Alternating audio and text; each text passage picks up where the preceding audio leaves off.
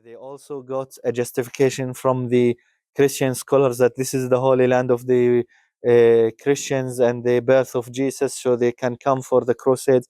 And you all know what happened during the crusades, which no one agrees with today, except the extremist. Yeah. Okay, sorry, I'm joking. Well, I have. I just really like Kingdom of Heaven. Okay, it's one of my favorite movies. It's so good. It's actually my favorite. I love the how the producer had his vision there, and it's great. And it happens today.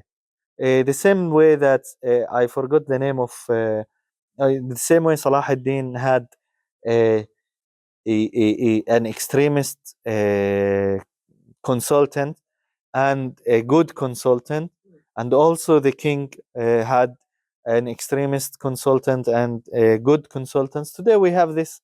We have extremist Jews, good Jews. We have extremist Muslims. We have good Muslims. But sorry, I must interject. As in the Muslim community, like right now, for example, we could talk about Christian fundamentalism, but we have to acknowledge that, like right now, like considering Bondi Beach and Manchester, what recently happened, that Islamic extremism is most certainly a bigger problem.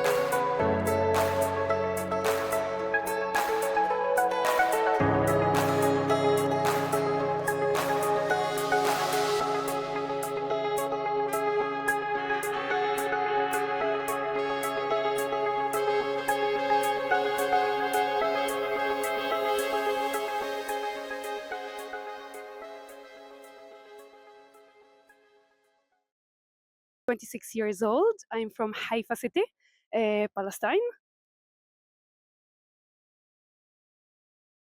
We as Palestinians, we call it the occupied Palestine. It's Israel on paper, but in our heart, it's always Palestine. If I get arrested, I'm blaming you for it. What happened if you say that? To get arrested? Yeah, even thinking about it, you can get arrested. You don't have to say it out loud. I want to be equal. I want to have justice.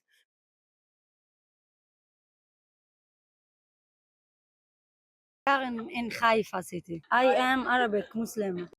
I Muslim English. I am a criminal prosecutor.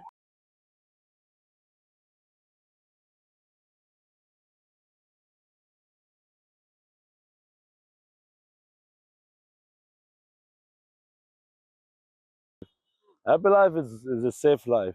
It's a life that you know that whatever might happen, you will be taken care of.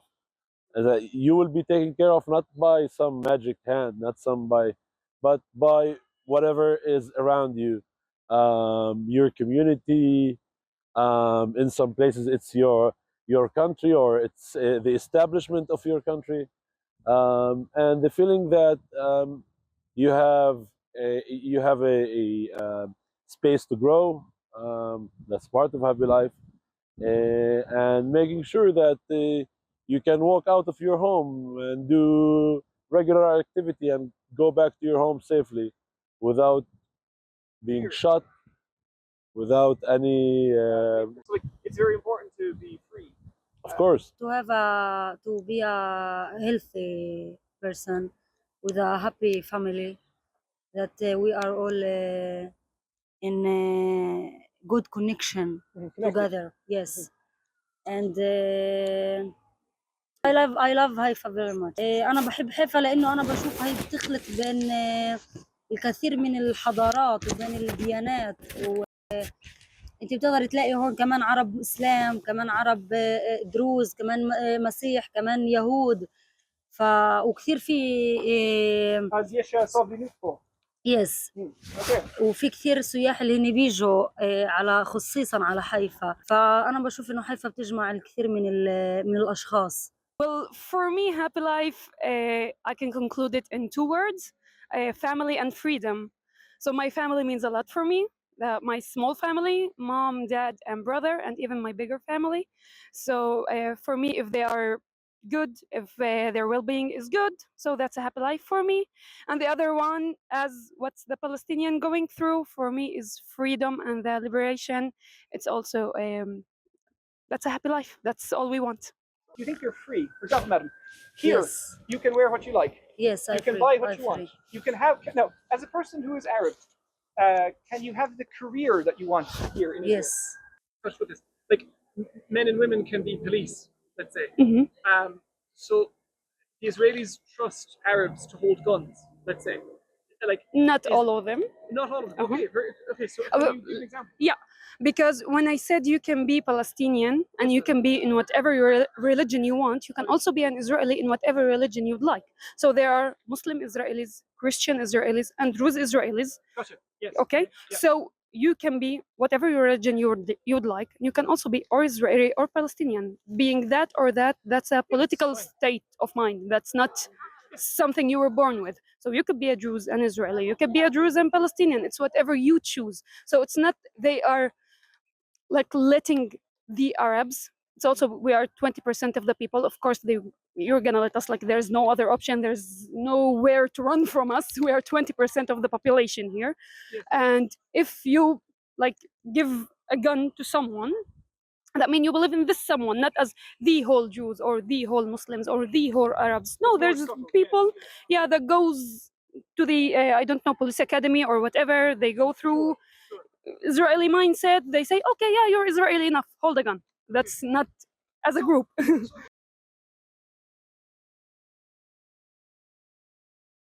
Well, it's not for me to answer. I think that we believe that, like any other nation, we have the people and the leaders. So the leaders, they know better than me what's the best thing for the Palestinians. But for me, as a regular Palestinian person, I believe that a country where I'm a citizen, a Palestinian citizen, an Arab citizen, and for sure that doesn't mean to a state without Jews. Jews, they were always here. They were here before the 48.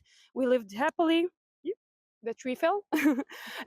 We lived happily here together before the 48, before the Nakba. So for me, it's living as Palestinians, wherever your religion is. You can be Christian, Muslim, atheist, even a Jew, and we can all live together in one state for all of us.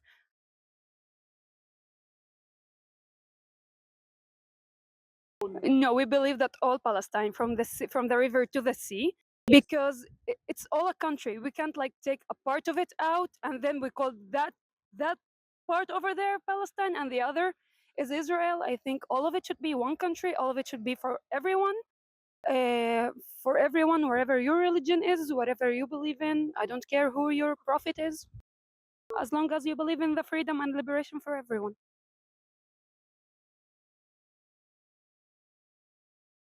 You're saying that no one says that. No, I think from all the Palestinians that I know, no one says that.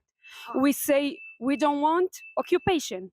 We don't want to be colonized. Yes, this we want out, but not the Jewish people, the Jewish person. No, I have no problem with any Jewish people.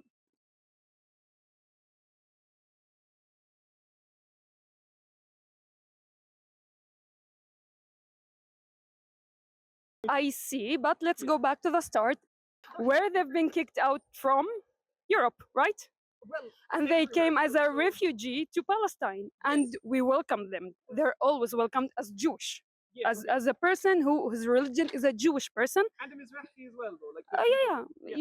You're more than welcome. You can come. You can seek refugee here. you're more than welcome. Okay. But the problem is that you get kicked from a country that's not here.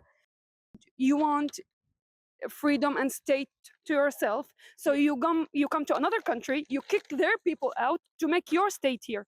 Like, it's no problem that you want a country, happily, whatever you want, but don't just kick the people out and then call it your country. So, are you referring the Nakba? Yeah, the Nakba.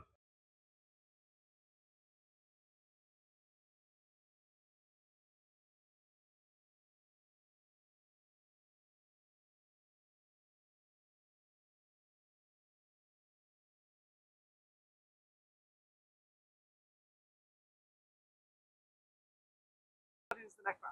The Nakba is the fact and the event of Palestinians being forced out of their homes, out of their village. We are from one of this village called Yes. Candor, 60 kilometers from Haifa, around that. Yes.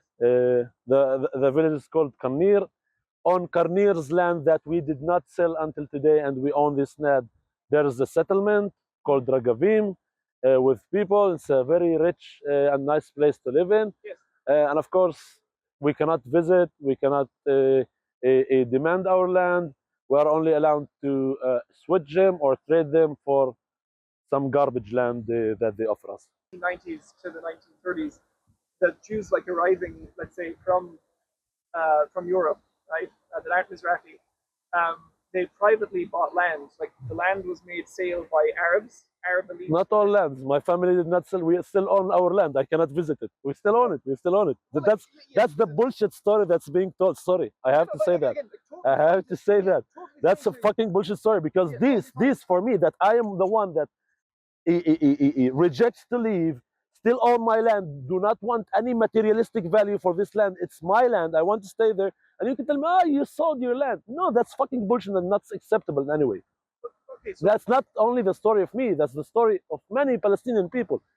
Yes, there were people that sold land, and there were people who would even traded land for an Arak battle. That's a different story. okay. But like, saying this is like, also, okay, you guys, you see that you sold the land. That's, sorry, but that's big bullshit. And so there's a book again, another book, Ephraim Karsh. It's called Palestine Betrayed. Now, he would make the argument that the Nakba was the result of the Arab elites telling everyday Arabs to leave Haifa, and to leave other cities, right, in the region, because there was a war. Do you know about Deir Yassin massacre? Well, as in before it, you could say. No. Do you know about the Deir Yassin massacre? So the Deir Yassin, go ahead. Yeah, tell the Irish. Yeah, I know about it. But yeah. Okay, Deir Yassin massacre is a massacre where a group of a Jewish militia. I don't know which group was that.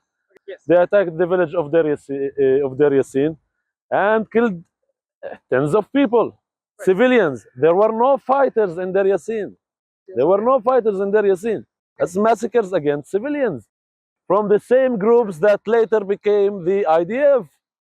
Okay, so Okay. so we would agree that like Deir Yassin is a terrible incident, but the Israeli government has come forward and apologized for it.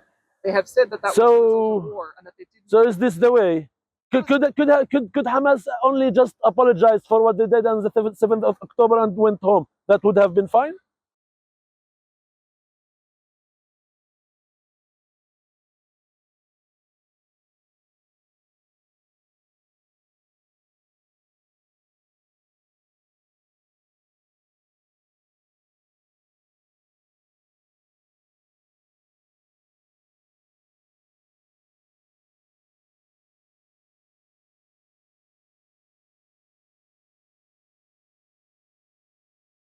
Also in the war, like Palestinians also killed Israelis, and even after, I'm asking, like, like it was a war, sir. but you're making a point that Palestinian left as being ordered by the Palestinian elite.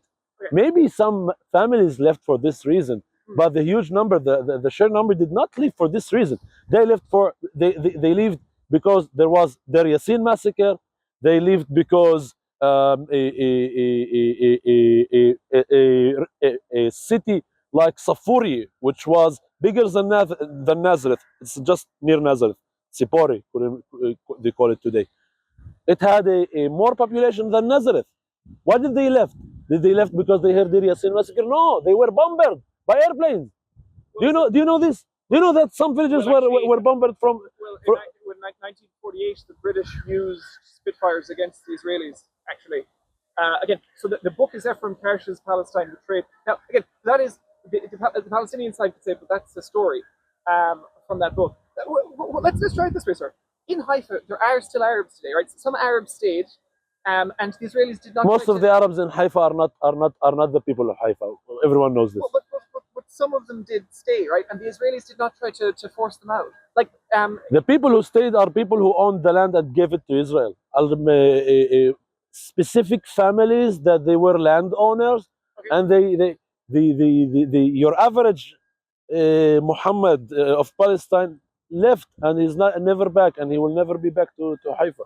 okay. The people who stayed here are people who are cherished as people who helped the government of Israel. So, like you would like a what's it called, the right of return? Yeah, sure. So now you would like those individuals that were kicked out after the war to come back. Do you think that is feasible? Like, let's say we have people, for example, in the West Bank, or some people that have moved to Jordan and they want to come back, and that was made available. Do you think that would?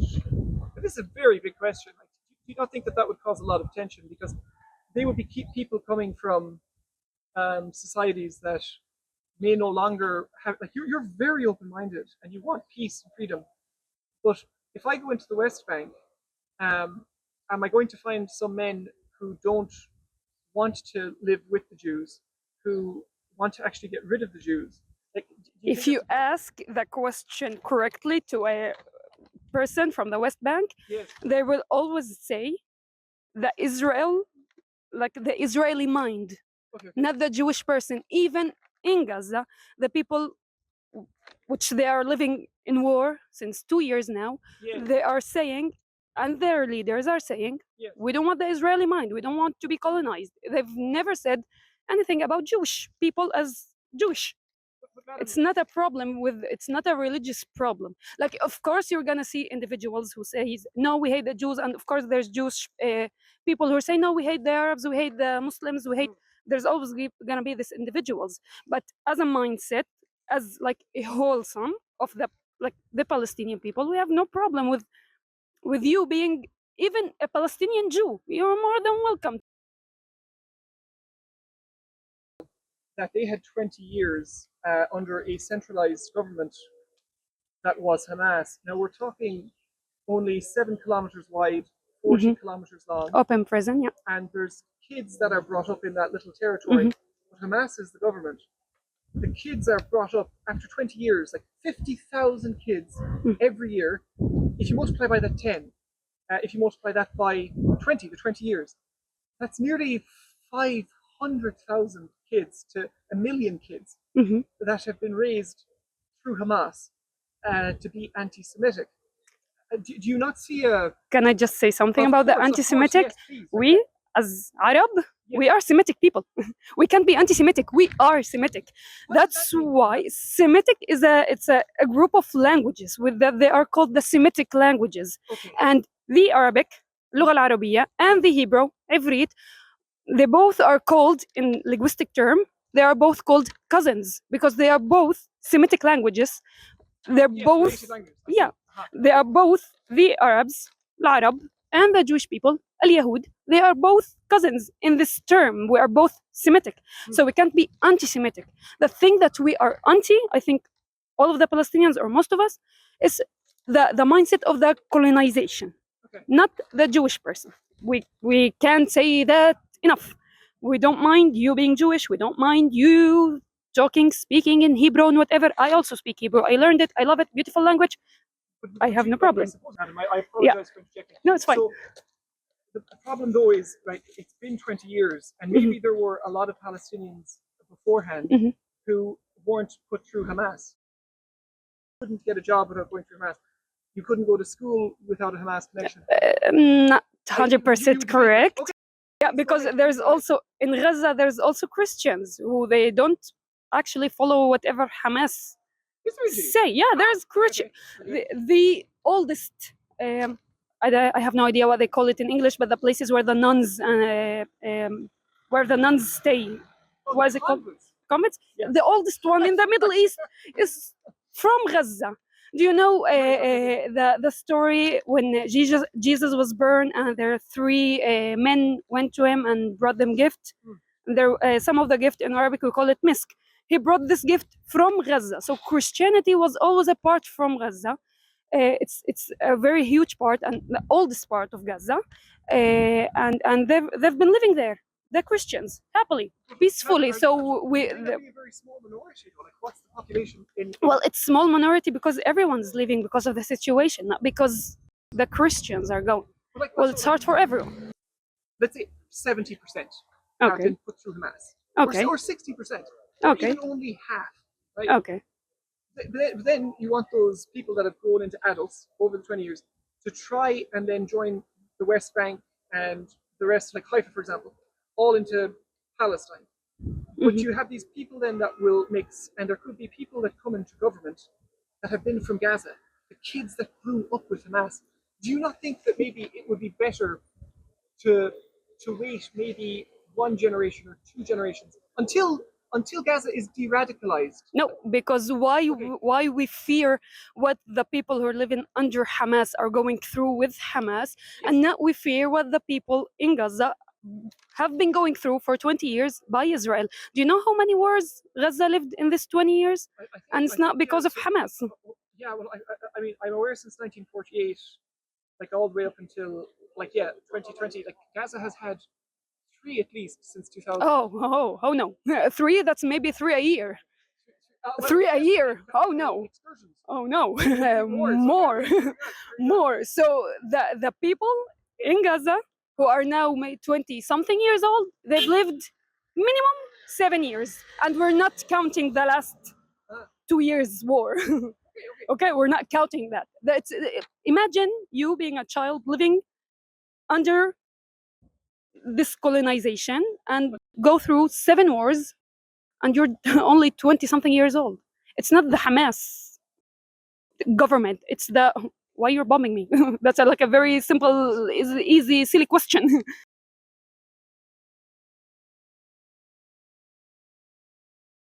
Yeah, and even in Haifa, you can go up to the Carmel and go to there's some neighborhood there, an Arabic neighborhood full Arabs, and you can see how they treat this neighborhood and that neighborhood.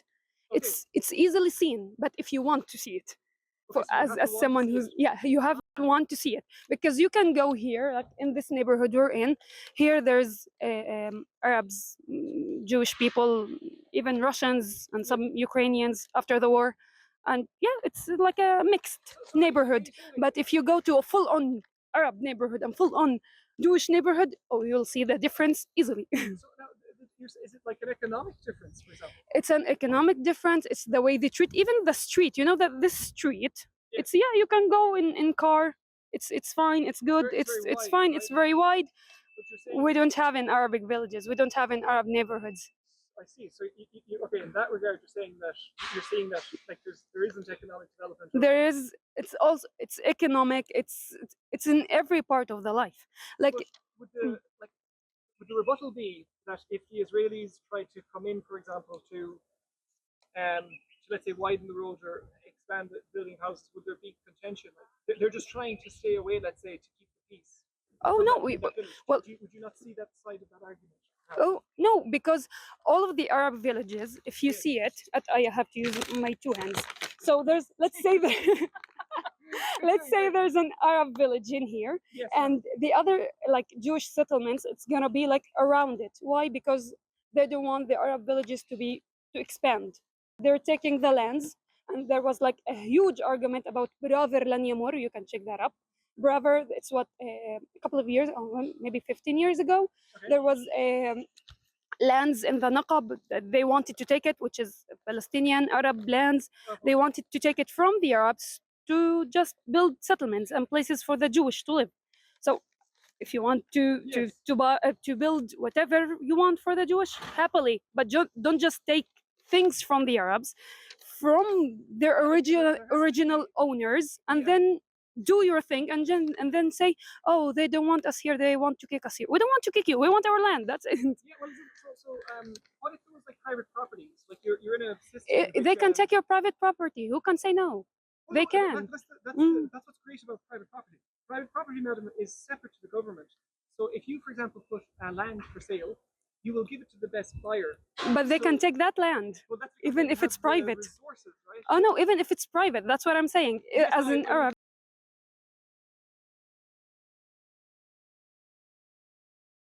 Happily, that's why we are not fighting in the streets. that's why we are living happily in most of Haifa.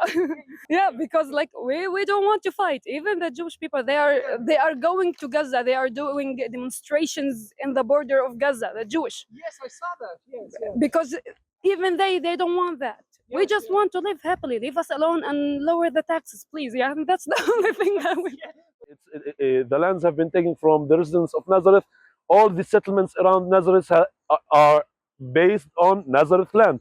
Nazareth, there's more than 100,000 people in Nazareth, in a very stuffed place. If you take a stand like this one and if you like this one and you look at Nazareth, you would see a ghetto. You would not see a city. Buildings one upon each other. That's the major Arab city in Israel. What tells you the situation of Arab people in Israel. But would a person who is even though they're Arab, that they like it's still a meritocracy in a democracy, that you could still pursue a career and move to a better place. Like there are individuals like at the university in Haifa who I've spoken to. They have a good standard of living. They're Arab. Okay. But again, it's the system that. Well, what does it make? What does it mean that okay, I feel safe, but my family is under the threat? What does it mean that I feel safe and my childhood friends get killed? So like What's the point of this? No, Yeah. please answer me, because you made the question. So we're moving on to away from economics then, right? And No, but you told me okay, economics. You're doing good. I work at development. It's fine. You will not go away. I work in development. I'm an engineer. Okay, so I'm in a very good socio-economic situation. But what does it mean? I wake up. The first thing I check that people I care for are still alive. They have not been robbed. They still want. They still live. They still breathe. And I'm not exaggerating. I'm not exaggerating. Whenever I open my phone around evening, I check and I see some shooting in some Arab city. I need to make sure that the people I know are safe. Like okay, I'm not sure how is this familiar to the rest of the world.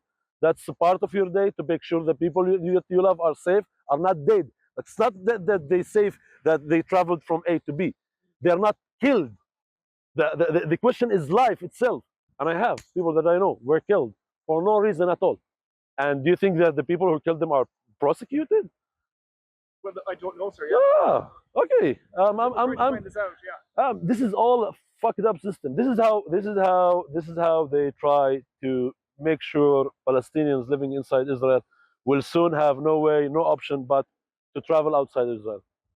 Because I either go back to my city and go back to my place, which is run by different people who's given full support from the government. You can feel free to dig into that.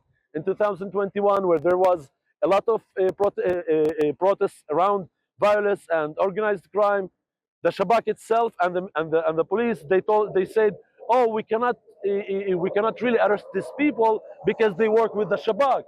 Oh, how great! The people who killed my friend, the people who killed one of my family, they work.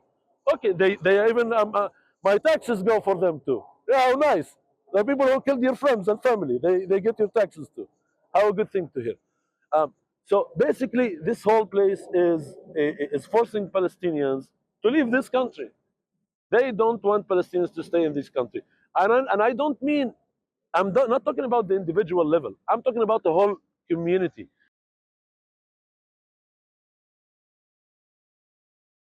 Would you still want the PLO to be the government for Palestine then? No. The world never lets us choose. Even Mahmoud Abbas, we didn't pick him. Yes. Even Hamas, we didn't make them. Yes. We as Palestinian, as a whole, as a nation. Even our leaders, they are not ours. They put them there. So I don't know they never let us choose. Like, leave us alone. We'll choose, but leave us alone. Yeah, like that would be something that you would like. Yeah, I would like to hear the people what they want. I would like to hear what the future generation would like, and do create a third party that's not this nor that, that believes and hears what the people want, and maybe that's the first step of the solution. You think Palestinians are occupied? I don't know. Like You visited West the Bank? West Bank, according to Benny Morris would argue that the West Bank would be, and like you have security points with, Okay. with the army. So I would make. You can move. Do you move freely in West Bank as a Palestinian? But you also have the Palestinian Authority. The Palestinian Authority is another hand for the Israeli government. That's Palestinian could tell you that. The Palestinian Authority, the Palestinian Authority does not give a shit about Palestinians. The Palestinian Authority is a group of thieves. Anyone who with like brain around his shoulder, between his shoulder, would tell you the same thing. Yes, yes. Well, like I can give you examples of many projects that where money was gone. They are thieves. That's not. Yes, okay. There's nothing. They are not Palestinians. Okay, Not like they do not work for the interest of Palestinians. Like I have my Jewish friends. Like that does not say like what I feel is what I feel about the establishment, about the institutions of this country. Yes. Unfortunately, I'm not able to. I'm being honest with my Jewish friends. I share my experience with them. So I hope that one day they will really understand how hard for Palestinians in Israel for a number of reasons. But the thing is, even like you say in Haifa, there's like people talk. Even Nazareth, you can Jewish people visit Nazareth. They talk with people of Nazareth. They have friends with them. There, yes, indeed, yeah. That's not like it's. I don't know about any city here that you would find a problem visiting as a Jewish person. Like tolerance. Like there's not. People aren't always getting on. Like I completely understand that. But there is- Tolerance is a cornerstone in any democratic society.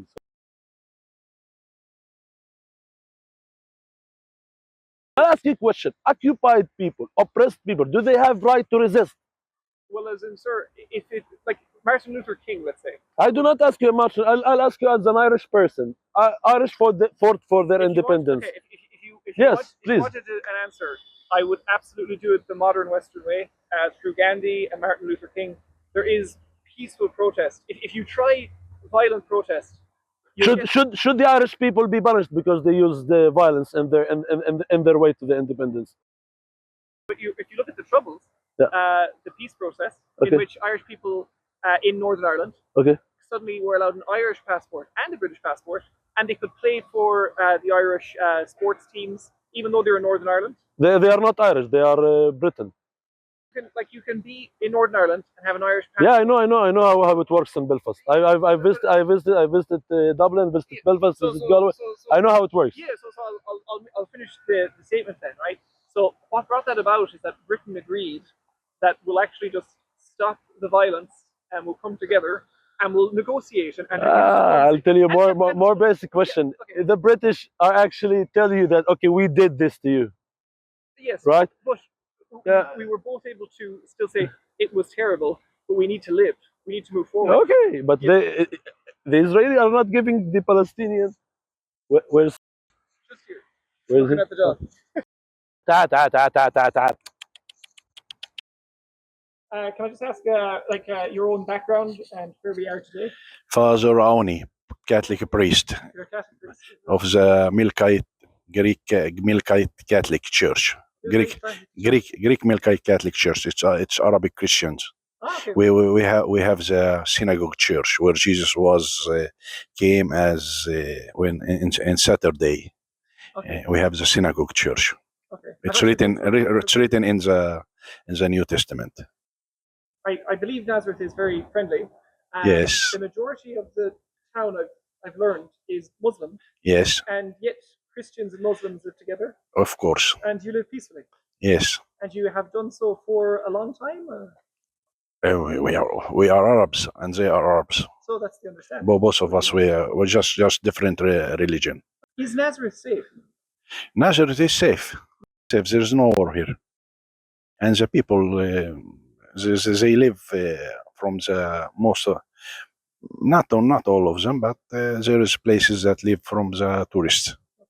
Now, for people that might have concerns, for example, by Hezbollah in the north. We don't have Hezbollah here. Yes, so like it was not affected No. during the war with Iran. No. There's no bombings. No. Nazareth is pretty safe. No. In the time of the war, it was safe also. Is there anything you'd like to say to the people of Ireland, just to encourage them? Anything good, at all? Good Sunday. It's Sunday, and we have finished the mass. God bless you, all of them. We prayed for peace, and Yes. everything stopped, and things will be good. Yes. They know what to do. They are smarter than me. Okay. Oh, it's like so. Like, would you like to see the hostages come home and the war stop? We want, yes, everybody be Yeah. safe and good. Has business been affected?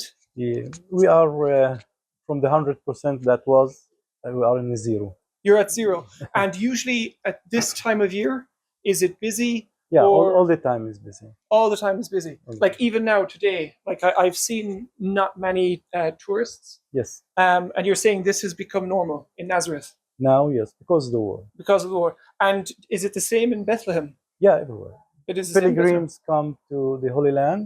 They Yes. have to visit Nazareth, Bethlehem, Jerusalem, Yes, yes. and Cana of Galilee. So each pilgrim visit the same places.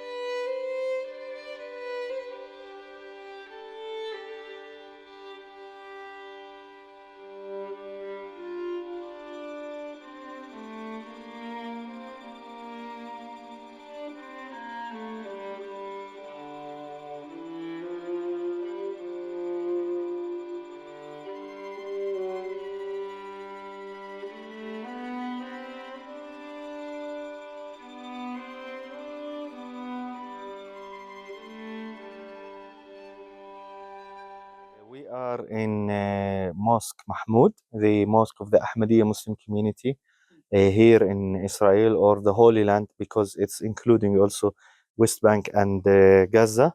This is the center of the community here, of the Ahmadiyya Muslim community. And I am Imad al-Din al-Masri. I am an imam of the Ahmadiyya Muslim community and assistant of the Amir, head of the Ahmadiyya Muslim community here. What is the meaning of life? Okay, that's a deep question. But I think the Quran makes it very easy for us because it is, and also the Prophet Muhammad, the Prophet of Islam, describes the life like a person who was traveling and wanted to take some comfort under one tree and then to continue the travel.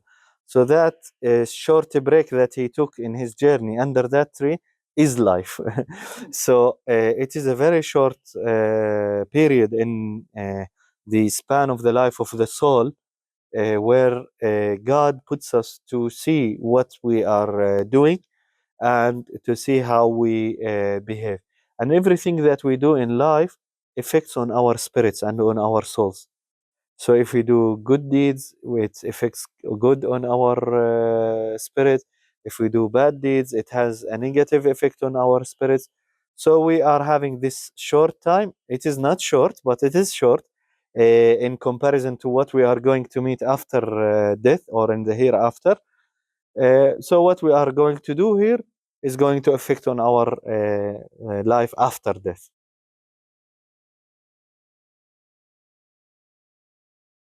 First of all, I would like to talk about the founder of the Ahmadiyya Muslim community. Please, yes. Okay. His name is Mirza Ghulam Ahmad of Qadian. He was born and raised in Qadian in India, and there he founded the Ahmadiyya Muslim community based on the claim that he is the promised Messiah that was awaited by all the main religions in the world.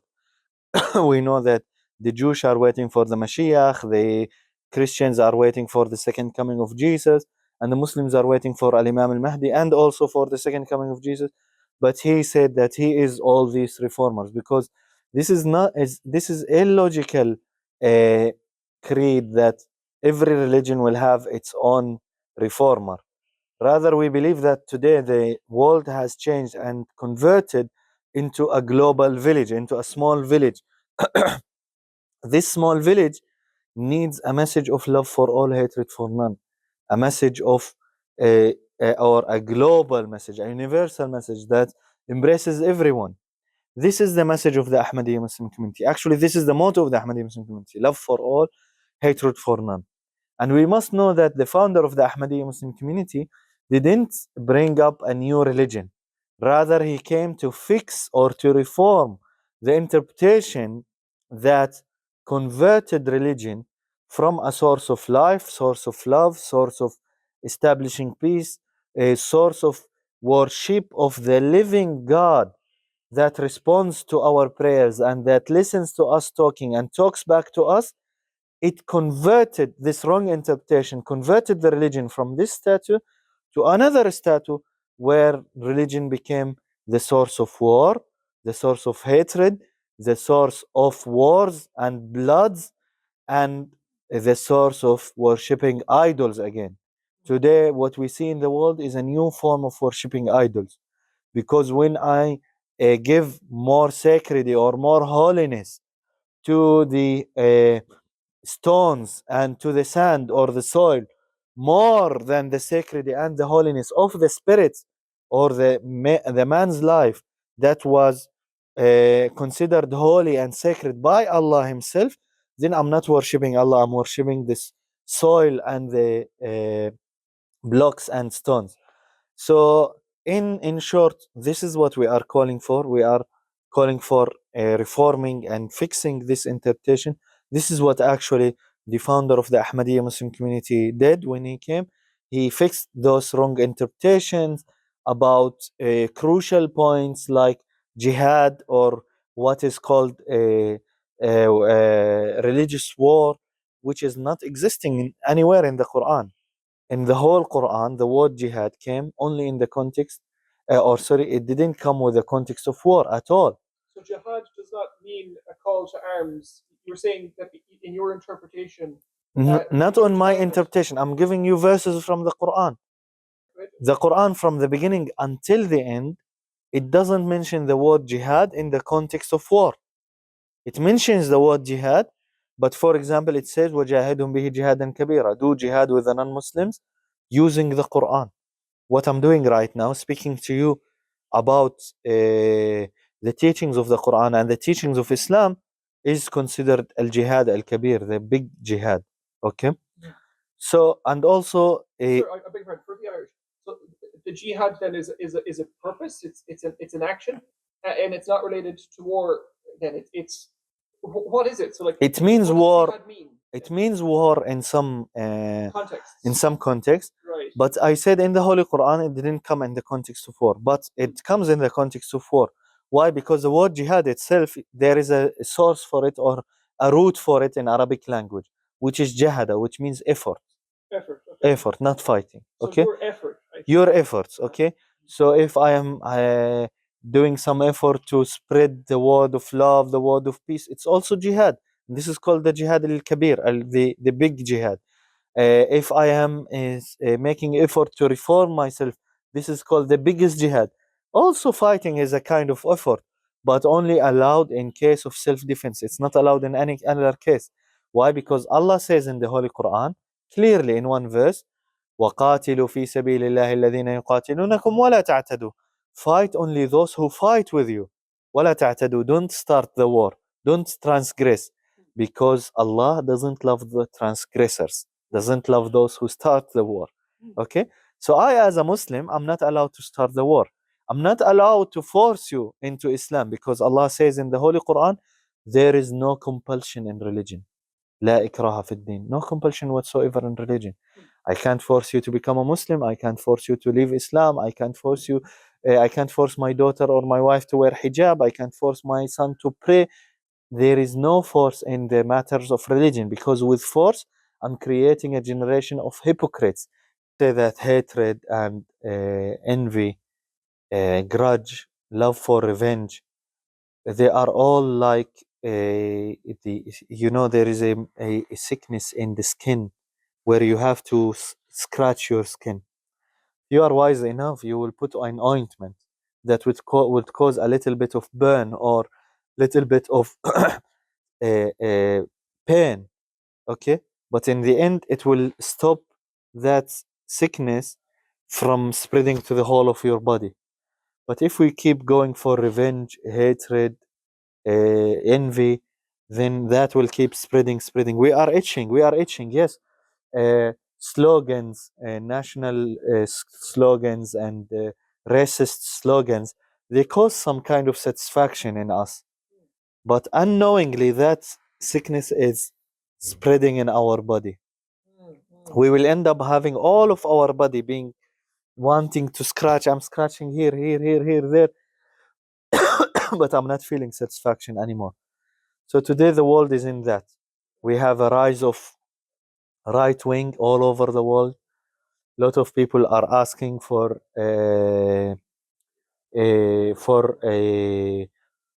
right wing nationalism, and there are a lot of calls for that. You say there would be an extreme right wing, though, sir. Like I would be considered. I don't know about politics. I told you I don't know about politics. Poor small community that was telling the whole world that it's not the way, it's not the solution. They will say, oh my God, they were right and they were correct.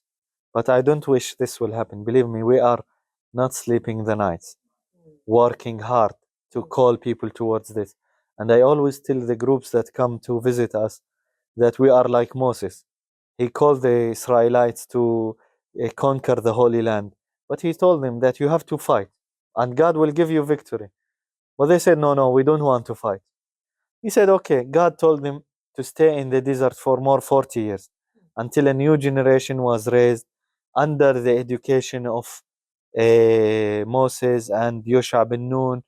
And after they grew up on their education and on their bravery, then they could fight and gain the Holy Land. Today we are calling the whole world towards the Holy Land of peace, the Holy Land of love, true peace, not the peace that we listen about in the news today. If the whole world doesn't want to listen to this message, then they will regret after that. And we will regret as well because we didn't do enough work, but we are trying our best.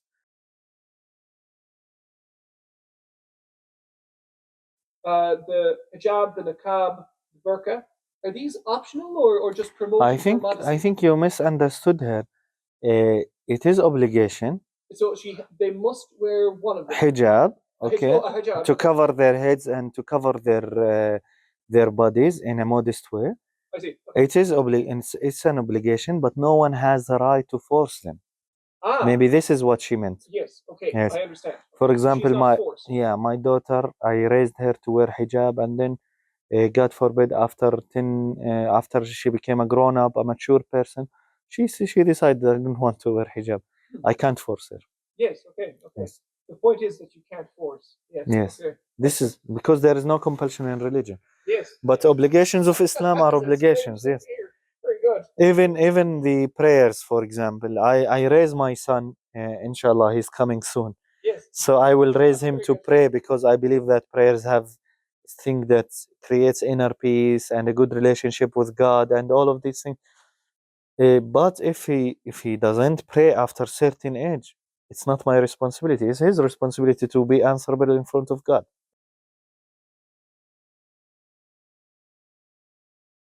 In Pakistan, there is a huge oppression against Muslims. Sorry, Ahmadi Muslims. Oppressions. Oppression. Oh. Yeah, against Ahmadi Muslims. Why, sir? Where we are not allowed to call ourselves Muslims even. Why is that, sir? Because we are different in interpretation. You also in your religion, you seem to have innovation, but like the problem in Islam is that our religion is Islam. But as in, are you allowed to go to Mecca? Okay, I will tell you now. Our religion is Islam. Islam's first source is the Quran. So anyone that comes up with a claim should bring the claim or the source of the claim from the Holy Quran.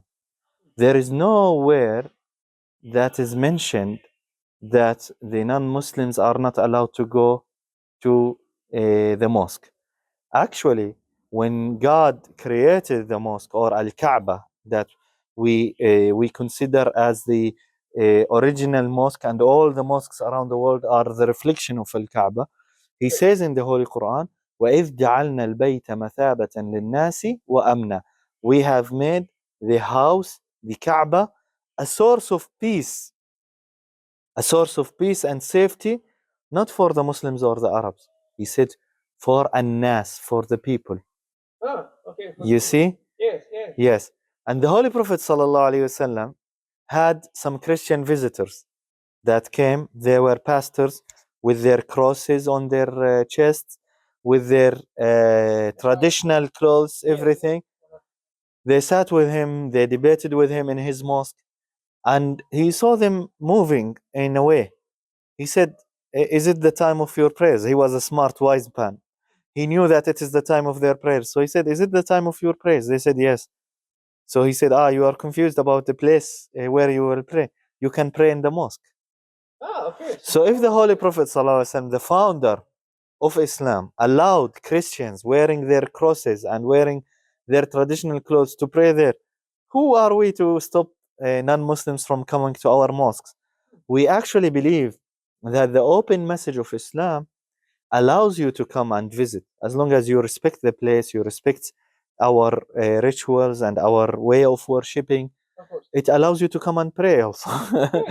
And there are many Jews that came and prayed, also Christians that prayed for Allah, the God, the mutual God of ours, okay, in our mosque. And we are happy to see this, and we take it on video and we spread it, and we say, look how our mosque became a fulfillment of the prophecy in the Holy Book, where in the Holy Bible, where it says that my house will become the house of prayers for all the people.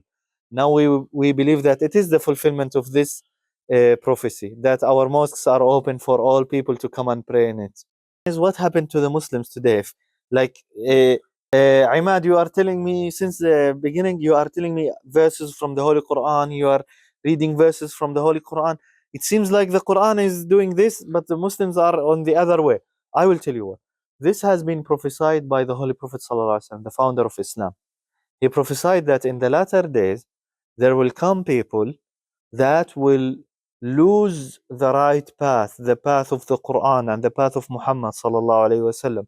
And it will become like the game of broken telephone. You know broken telephone? Yes, yeah. Yes? The story keeps changing. Exactly. Pass the story from person to person. Exactly. Yes, yes. So there is a companion that learned from the Prophet Muhammad.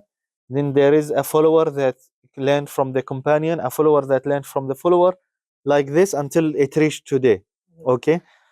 If there is a small mistake of understanding here or there, if there is a small addition or a small removal, today it will become a very big mistake. Okay? Especially if it is used by political people with irreligious interests that wanted, for example, excuses to invade other people's lands by allowing the sheikhs to give them verdicts of jihad against the non-Muslims.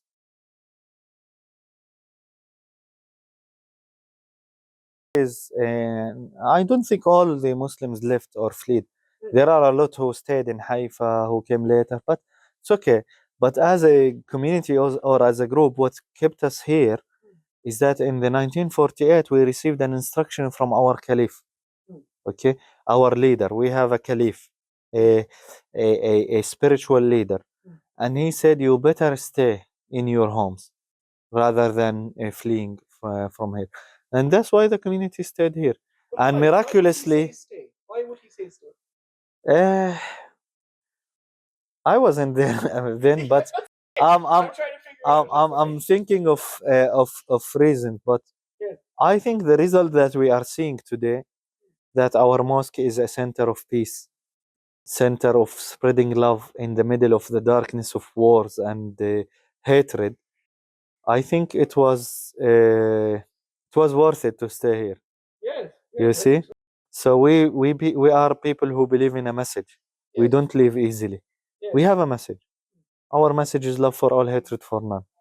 And we are ready to sacrifice everything for the sake of spreading love and establishing peace on the basis of justice, and to call people to worship the living God that answers their prayers and that talks to them, and to find inner peace like we found.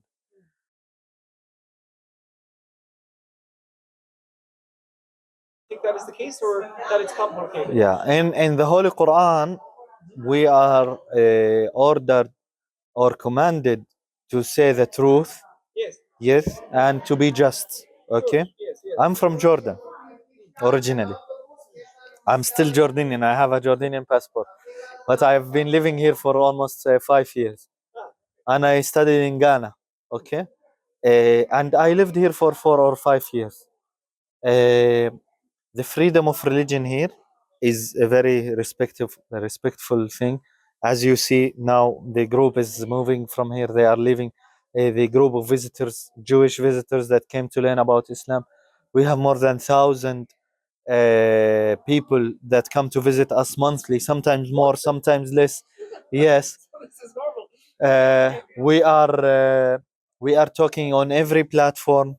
We are allowed to raise the adhan. By the way, we don't disturb our neighbors on Fajr adhan because it's too early in the morning. So we call the adhan inside the mosque. We don't call it outside, in respect of our neighbors. Yes. So you do the calling inside, so it can't be heard. Yes, but the other prayers where our neighbors are at work or when they are awake, it's okay. They like it. So such a freedom should be thanked. So sorry. The Prophet Muhammad SAW said, "Man la yashkur nas la yashkur Allah." Who doesn't thank people doesn't really thank Allah. So in order to thank my Creator, I have to thank people. So I thank everyone that gives freedom to the people to pray, to practice what they believe in, to build their mosques, to build their centers. And yes, this freedom is there. And there are a lot of Jewish friends who fight against the Jewish extremism by stopping people from calling adhan or saying racist or hateful comments and statements against the Muslims, which is a really beautiful thing to see. We come together once we join forces of peace and love, and we believe that we can do something together, we will become much stronger than the politicians or the scholars or the businessmen that have interest in war. But until today, they are strong because we believe their narration that the other side wants to kill me, the other side wants to kick me from my land, the other side wants to burn me, or anything like this. So when we believe these narrations, yes, we have to be careful about the danger or the risk of extremism. But the only way to avoid this risk is to work together. Sure. But yes. Yeah, like 2/3 of people in the West Bank still support Hamas. Like That's why I'm telling you it's a joint responsibility of the good people from the two sides. Okay, because when an extremist action is being taken from the Jewish side, it will help the extremist Muslims to become stronger, and the vice versa is correct as well. So I'm telling you, it's a natural phenomena when people are not finding their dignity or their rights through peace or through peaceful actions, then they will look for the other ways. Okay, yes, yes. which I don't agree with, by the way. Okay. I never agree with any terrorist action, any bad action, any extremist action. But we have to think about also the people, you know. if the Jews are always hearing threatening Muslims, threatening them, telling them that we will kill you, we will do this, we will do that, then of course the Jews will take an action. Okay, the same way when the Muslims or the Arabs in the West Bank, when they grow just to live in a surrounded village with a gate on it that any soldier, even not an officer, can come and close it and open it whenever they want, and you can't talk to.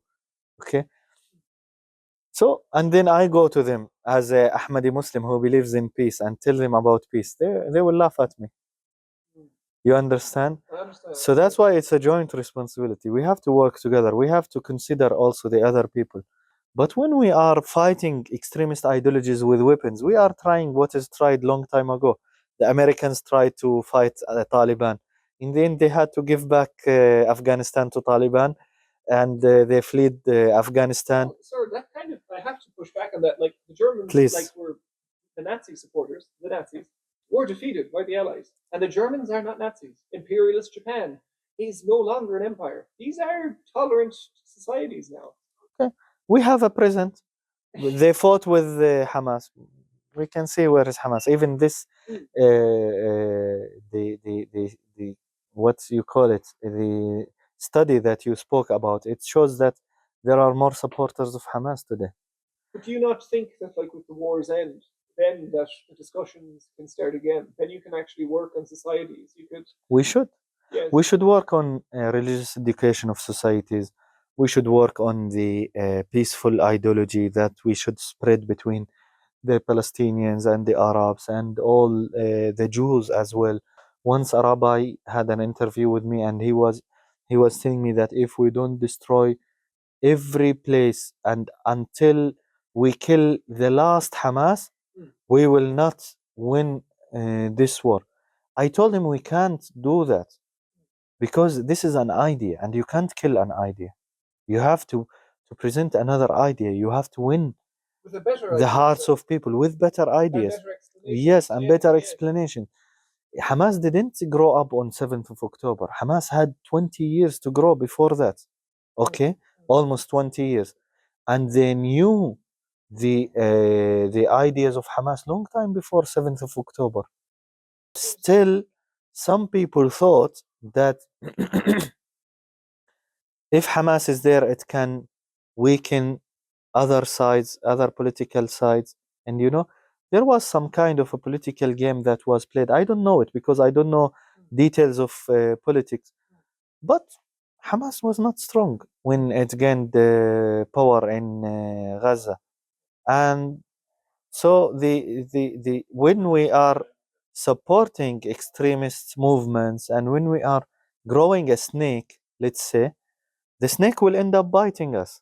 And if you believe according to your book that other nation is animals or they are not up to your race or up to your religion or up to your it will be easy to kill them because you will not have the mercy or The you will not understanding. have the conscience that you are killing a human being. Yes, you So, dehumanize them. Yeah, you will dehumanize them. So that's why religion is very sensitive issue, and that's why it's very important to spread the real message of religion, not the message that was exploited by politicians and scholars. Sir, again, like I have to say this because people in Ireland they will eat it up and completely agree with you. It's wonderfully pacifist. It's like it's neutral. It's coming together. It's empathy, right? But like, there's a guy that I like. He has the title of suicidal empathy. That it can be in a way negative and used. Empathy can be used against the West. I think sometimes it is because it has actually let extremism in, and we had Manchester and Bondi without better restrictions. So like I'm a bit cautious. Also, like you were saying this, sir, but like there are 1 billion Muslims, 50 Muslim countries, and you're saying that you said it was like 10 million or so of your religion. Like that you represent a very small minority, sir, and I think that's I know. tragic. I think it's so tragic because But the ideas, a good one, right? the ideas that we represent are not only our ideas. As I told you, I have been reading the Quran since the beginning that I told you that I spoke to you. I have been reading from the Holy Quran, from the Hadith, from the traditions of Prophet Muhammad sallallahu alaihi wasallam, and I never mentioned my own opinion. And many Muslims around the world share those ideas with us. Not all the Muslims believe in war. Not all the if all the 2 billion Muslims are really in favor of war or of killing Jews, or all of them are anti-Semitic, then no Jews will be left. The Jews lived with the Muslims for more than 1,300 years. Okay, I know there were some events, some bad events that happened here and there, but you cannot generalize that the Jews lived a bad life under Muslims. Okay, we lived together. We drank the same water. We breathed the same air. We shared the same houses. We shared the same alleys and the streets.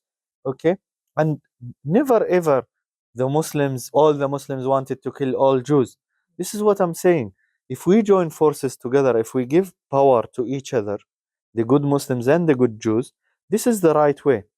Not to give power to the extremists by doing extremist things against them. You understand me?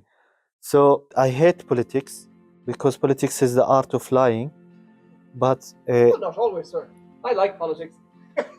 I like we to are. watch it from far away. Folks, you are. I just want to wrap up in making a quick statement just so things are a bit more clear.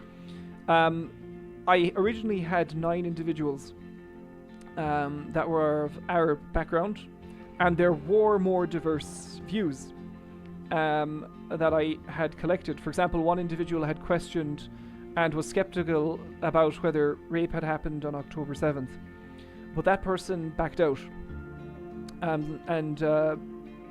It's unfortunate, right? So we had a few individuals in the Arab community that when I approached them and would try to have conversations and ask these difficult questions, right? Because this is no easy thing, and the people who did take part and agreed to do it, that takes courage and candor, and is no small feat. Because for me, folks, right, I'm at play. I enjoy doing this. For me, it's fun. I don't see consequence in it that is negative, right? Because I'm enjoying the process of asking the questions and learning, right?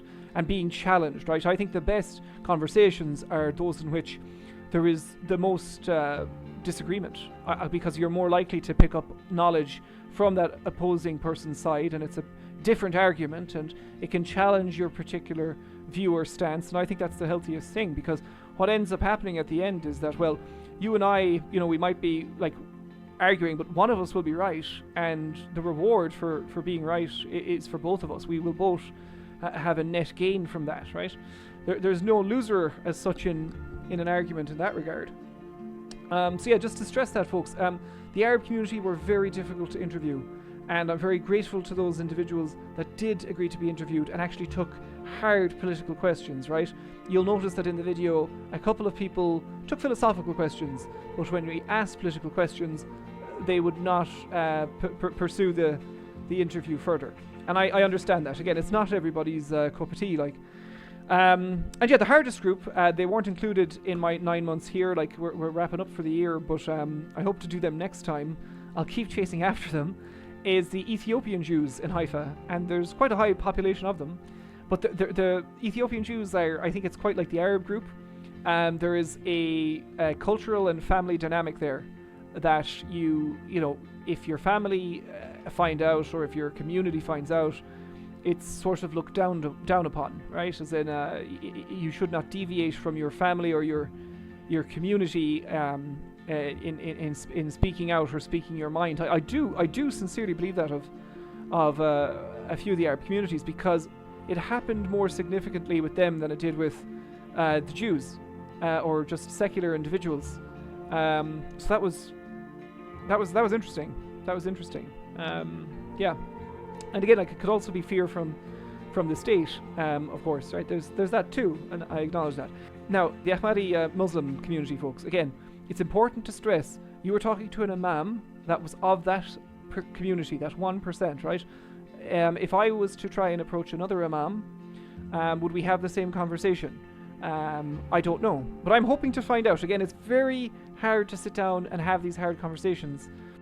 Just to acknowledge that, folks, okay? Just to have it said. So yeah, we'll continue on, and sure, every couple of months I'll put up another video if there's time. You know, things are busy with the PhD, so I'm I can't always keep up with these secondary projects, but yeah, it's still a